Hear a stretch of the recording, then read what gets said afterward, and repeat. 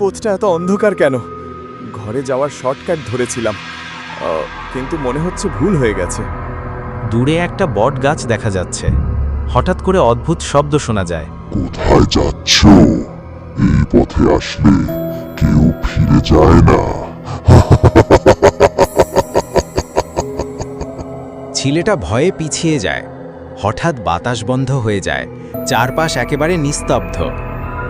আল্লাহ, আমাকে বাঁচাও! এই বলে ছেলেটা অজ্ঞান হয়ে যায়। হঠাৎ আজানের আওয়াজ ভেসে আসে দূরের মসজিদ থেকে। সঙ্গে সঙ্গে ভূতের শরীর কেঁপে ওঠে, ধোঁয়ার মতো মিলিয়ে যায়। ছেলেটা দৌড়ে পালিয়ে যায়। যে ঘরে আল্লাহর নাম হয়, যে জায়গায় নামাজ পড়া হয়, সেখানে শয়তান বা ভূতের কোনো শক্তি টিকে থাকতে পারে না। একটা গ্রামে থাকতো এক দরিদ্র কাঠুরিয়া। সে খুব গরিব ছিল, কিন্তু ছিল সৎ আর পরিশ্রমী। প্রতিদিনের মতো একদিন সে জঙ্গলে গেল কাঠ কাটতে।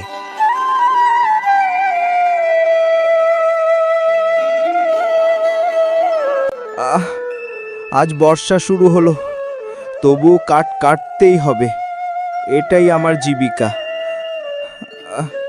হায়, আমার একমাত্র কোঠার পানিতে পড়ে গেল। আমি এখন কি করব?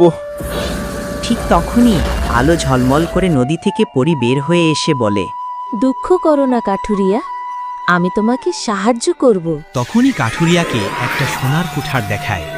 এই সোনার কুঠারটা কি তোমার? না, এটা আমার না। তাহলে এই রূপার কুঠারটা? না, এটাও আমার না। তাহলে এই লোহার কুঠারটা কি তোমার? হ্যাঁ, এটাই আমার কোঠার। আলহামদুলিল্লাহ। তুমি সৎ মানুষ, তাই তোমাকে 3টে কুঠারই উপহার দিলাম।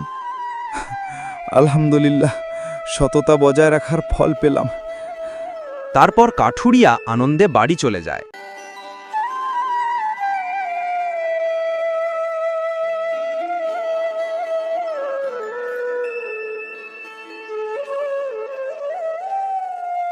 ওরে, এত সোনার রূপা কোথা থেকে পেলি? আমি মিথ্যা বলিনি, তাই পরী আমাকে উপহার দিয়েছে। হা, তাহলে আমিও একইভাবে সোনার রূপা পাবো।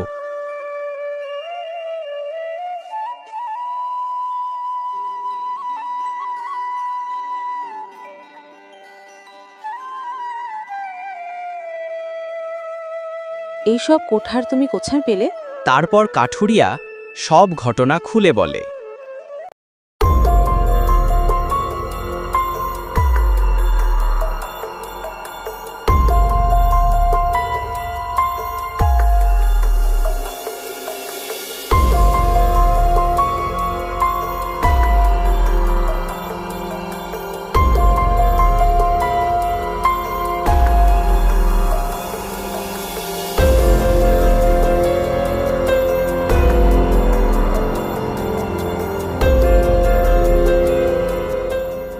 তারপর লোভী প্রতিবেশী ওই পুকুর পাড়ে চলে যায়। ইচ্ছাকৃতভাবে কোঠার ফেলে দেয় পানিতে।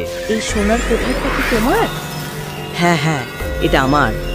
তুমি মিথ্যাবাদী, সততা নেই তোমার মধ্যে, তাই তোমার আসল কুঠারও আর ফেরত পাবে না। পরী গায়েব হয়ে যায়।